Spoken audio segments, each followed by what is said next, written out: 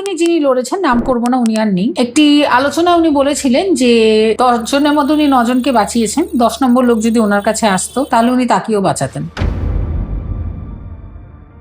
ঘটনাচক্রে সেই সময় আমি সামনে ছিলাম এবং উনি ইচ্ছে করেই আমাকে বলেছিলেন যে আমি একটু বায়াসড এইসব ব্যাপারে। আমি মহিলাদের জন্য বায়াসড, আমি নিজে মহিলা, আমি মহিলাদের জন্য বায়াসড, আমি এটা স্বীকার করতে আমার কোনো লজ্জা নেই। তবে হ্যাঁ, যে মহিলা অত্যাচারিত তার জন্য, যে পুরুষকে অত্যাচার করছে তার জন্য নয়। তো উনি বললেন যে 10 নম্বর লোকও যদি আমার কাছে আসতো আমি তাকে খালাস করাতাম। তা আমি তাকে একটা কথাই বলেছিলাম, দাদা আপনি খালাস করাতেন, আপনি খুব ভালো অ্যাডভোকেট, আপনি সিনিয়র গ্রাউন্ড পাবেন, কিন্তু আরেকটা আদালত আছে যেখানে কিন্তু যে সাক্ষী সেই বিচার, তো সেই আদালতে কিন্তু কেস জেতাটা সম্ভব না। ভদ্রলোক বেশি দিন বাঁচেনি, কদিন আগে সিরোসিস অফ লিভারে মারা গেছে। যখন আমি ভদ্রলোককে এই কথা বলেছিলাম তখন আমার প্রচুর সিনিয়র দাদারা দিদিরা আমায় বলেছিল তুই এটা খুব অন্যায় করছিস, এই কথাটা তুই বলতে পারিস না। কষাই যে মাংস কাটছে সেই লোকটা কি তাহলে দোষী? তার তো ওটা পেশা। আমি অ্যাডভোকেট এবং তার সঙ্গে একজন সোশ্যাল অ্যাক্টিভিস্টও। আমি আপনাকে একটা কথা দায়িত্ব নিয়ে বলছি, আমি সমাজের সব স্তরের মানুষের সঙ্গে মিশেছি। কষাইরা বেশিরভাগ ক্ষেত্রে নিউরোলজিক্যাল প্রবলেমে মারা যায়, বাপকে ছায় না, এটা সব থেকে বড় প্রমাণ। শনিদেব যখন শাস্তি দিয়েছিল তখন কিন্তু সে তার বাবা সূর্যদেবকেও তার অপরাধের জন্য ছাড়েনি। এই জন্য